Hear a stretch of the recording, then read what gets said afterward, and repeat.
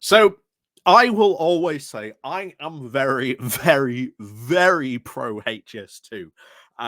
Not just that, I am very, very pro rail indeed. I love traveling by rail. I think it's probably one of the best ways to get about the country when it works. I will admit, rail currently does have its problems. And why is it having those problems? That's very much worth discussing. Um, Part of the problem is, of course, a bit of privatization, but ultimately, the big part of the problem is capacity. And that is the big thing, capacity, because it wasn't really until I had my talk, and I always bring this up every single time, my talk with Gareth Dennis. If you have not seen that, I highly recommend going to watch that. It's very, very good. We'll explain to you, of course, what the key arguments, why we need HS2, and of course, the key main point, capacity. Because you can take those fast trains, put them on another track, and the track that is left, you can then put more local and regional services on that track. While the fast trains have their own track, zooming up and down there, they don't have any problems having to slow down or wait for, because there might have been a slow train that got delayed for whatever reason that they now have to sort of stop for or slow down for, because it's all fast trains. Meanwhile, of course, the other track, it's all medium, medium, so regular speed trains for like local and interregional. So this is really the main argument, and this is what you've got to sort of get across to people, that if you really want to solve the UK rail problem, it's capacity, and you cannot solve that problem unless you build HS2. Now, yes, it's going to take a long time to build and really sort out, but it is doable. And today we've got some very, very good news, as Labour could actually revive HS2, not only the northern phase from Birmingham to Manchester, but potentially even the northern leg that would go off up to Sheffield, because it turns out the government has been unsuccessful in trying to sell off this land that we were worried about, that Rishi Sunak was going to sell off in this massive fire sale. So there is now every single chance that that Labour could come back, that this land hasn't been sold off, and could really revive HS2. And to be honest, it is something that should heavily feature in their manifesto, because if you want to heavily help level up the country, then one of the things you've really got to focus on is transport, and not just sort of rail, but we talked about having more trams, making sure that buses have also really sort of interconnect your transport network. So you go, right, well, I'm going to go to wherever for a day. So maybe you go to Manchester for the day, but then you go, well, actually, I want to go to this part of Manchester. So then you can get a bus there. All transport being interconnected. This is something that needs to be really thought about. Something that, of course, the Conservatives have ignored for years. Are we surprised? No. But this, to be honest, I think for all of us who are sort of pro HS2 is good news, is really good news in this regard. So we're going to go over and read this, because I think this is really, honestly, good news. So before, of course, we get into this, please do remember to click the like, share, and subscribe button. And of course, down below, there's the Patreon page. There's one option called Buy Me Coffee. We can buy me coffee. There's the YouTube thank you button. There's the Pony Club as well. Down below, you can join as well. So let's crack on into this, because I think this, honestly, is very, very good news. Like I say, this comes from The Guardian with the title of "Labour Could Revive HS2's Northern Legs After the Government Fails to Sell Off Land." A Labour government will have the option of reviving the northern leg of the HS2 rail project after it has emerged that it is very likely that the land bought by the government for the route will be sold before the general election. The project was surprisingly axed by Rishi Sunak in the Tory conference speech last year, and Keir Starmer has resisted calls to try to recommit to the northern phase of the project, blaming in part the fact that the government was already releasing land between Birmingham and Manchester bought up after the route. However, sources have now told The Observer that it is extremely unlikely that any land purchased north of Birmingham will have been sold off by the time of a new government will be in place. So the so-called safeguarding laws, which protect part of the proposed HS2 route to Crewe, will be lifted early this year. Those rules can obviously be reimposed by a future government, and the removal does not entail the sale of government-owned land. This means that whoever wins the next election will have the option of reviving the project. However, its sudden cancellation, as well as the difficulty in securing the expertise in order to build the scheme, may mean that it might be even more expensive to deliver. And this is one of the big things.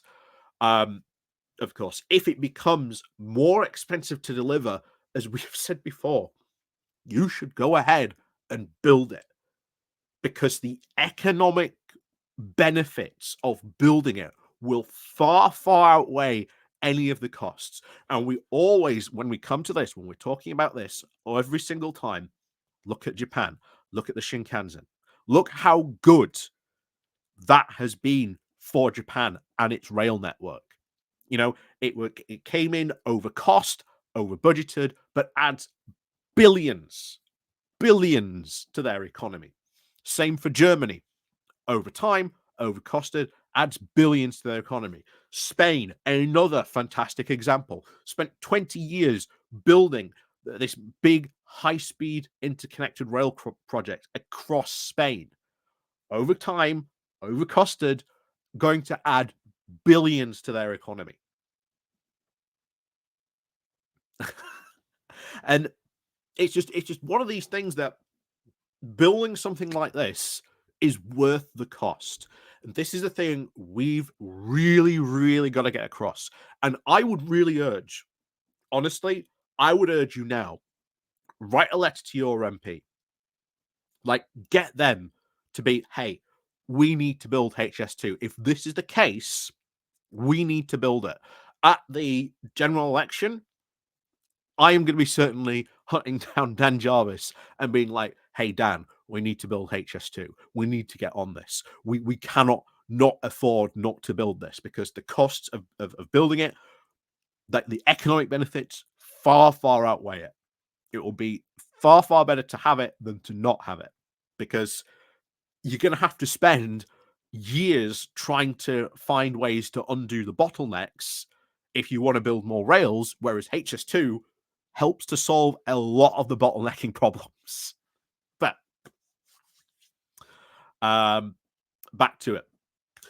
So, industry insiders do believe that there is no chance of this happening under a Sunak-led government, as the Prime Minister is understood to have been opposed to the project and its growing costs since his time as Chancellor.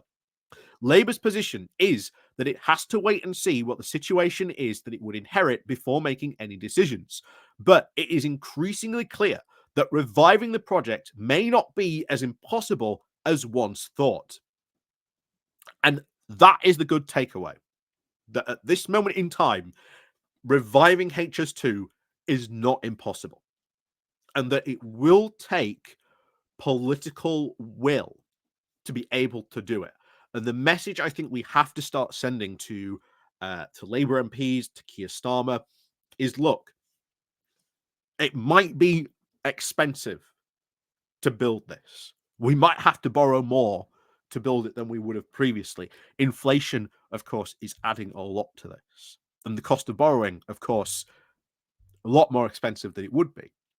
There is a possibility, of course, later this year, we might go into recession.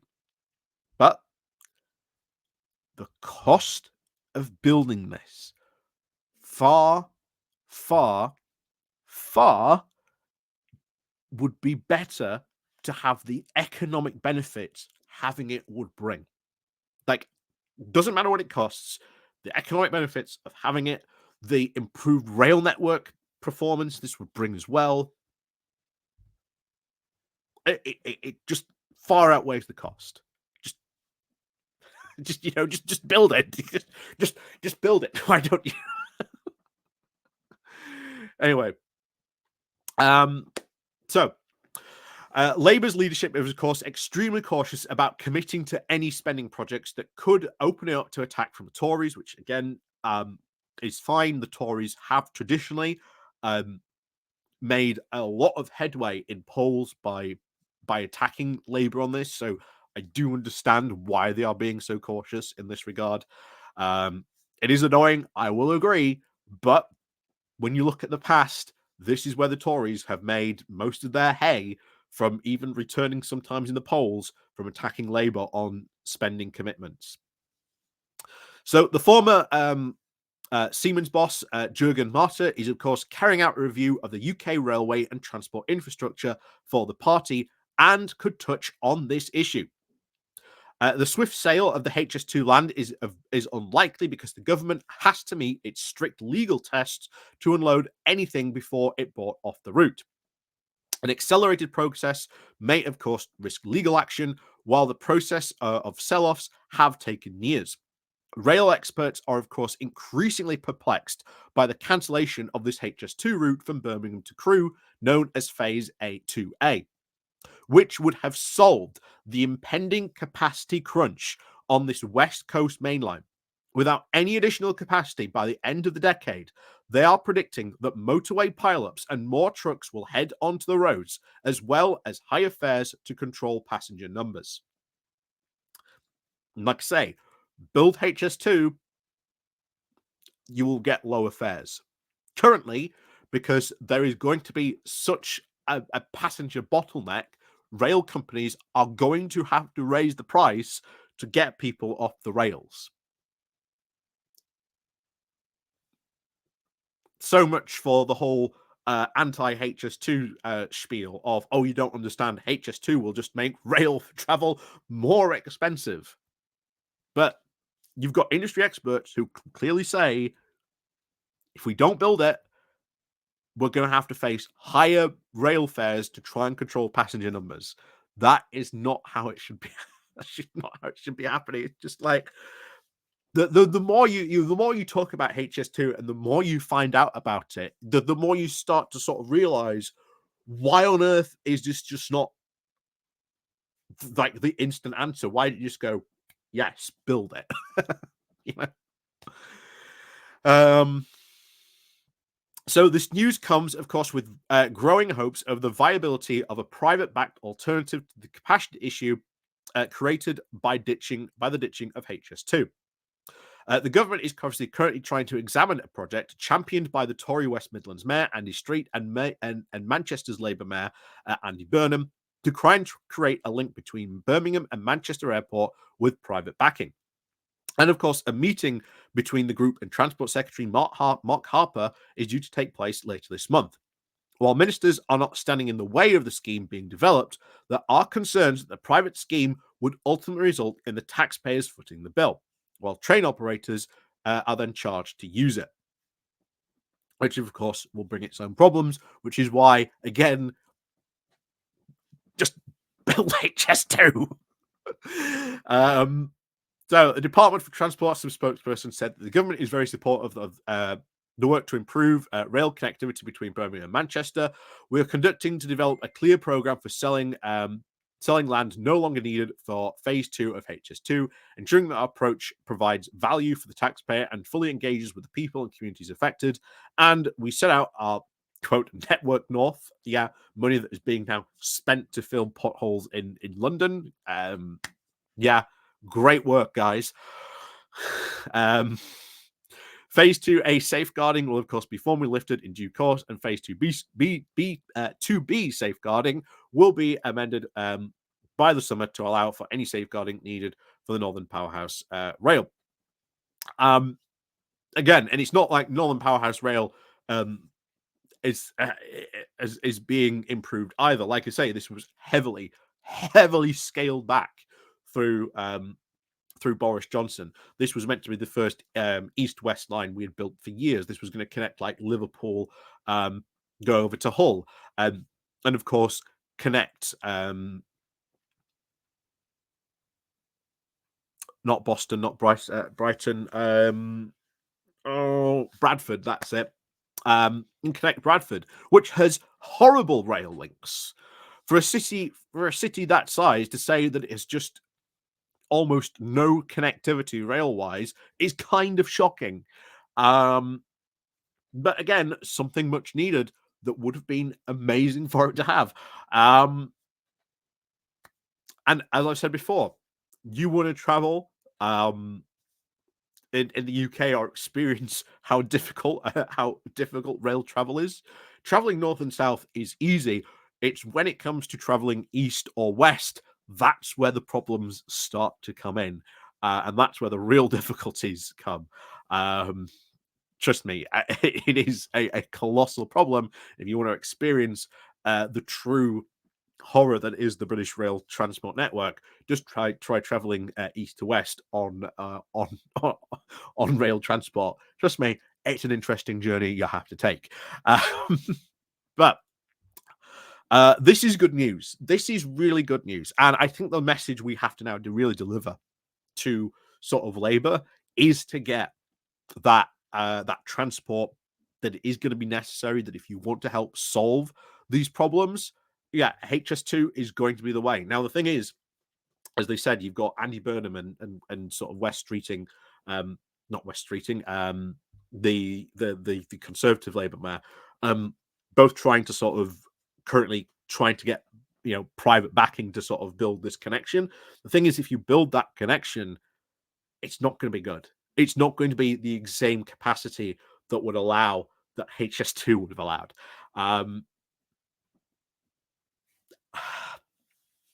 just build it. Just build HS2, please. Just build HS2. It'll be so good, honestly, guys. In years' time, when it is built, we'll be looking back and thinking, why on earth were people opposed to HS2? And bear in mind, this is the exact same thing that happened to Sheffield Supertram. Um, Sheffield Supertram, when the tram network was originally proposed, people were like, "Oh my god, great, excellent! Sheffield can have a tram network. Wow, look at where it's all going to go. This is going to be fantastic." And then the second the spades hit the ground, people were started complaining about it, all the disruption, etc. It was caused. Again, it was coming in over cost, taking longer to build than expected. So the whole network got scaled back. And even after Supertram was built, you still had these anti-trammers pulling all sorts of articles and sending letters to like the Sheffield Star, trying to say how bad Supertram was. That it was that the tram tracks were like busting people's tires and causing accidents, even though again no evidence that that was certainly the case. Yes, there were some, but it wasn't systemic as the anti-trammers were making it out. And now you look at Supertram. Now it is absolutely beloved. People love Supertram. It's massively popular. It is profitable. People want it to be extended. There is now plans to look at the finishing off the full extension so that it does reach out and cover all the Sheffield areas and goes into Rotherham. You've got currently, you know, mixed trams where sort of the tram tracks can now use the rail tracks, but of course, as we've said before, that creates a capacity problem. Super Tram should have its own tram track so it can get into sort of Rotherham and even go beyond there because there were talks about getting Super Tram that you could go all the way potentially even to Doncaster or maybe even up to sort of to Barnsley. The whole plans for Supertram again, if they had built the whole network, would have been even better than it would have been now. And there are now calls to look at, do that. And you've certainly got Sheffield, current mayor, Sheffield City region, calling for that to have a look at that into sort of public transport. So, yeah, we'll see what happens. We'll see what happens. But make no mistake, we will be very keeping, of course, a close eye on this. And of course, is something that, I've said before, I am a very, very, very, very much pro HS2 on this channel. And I will argue for it till the cows come home. But as always, thank you very much, of course, for watching. And of course, we'll see you all next time.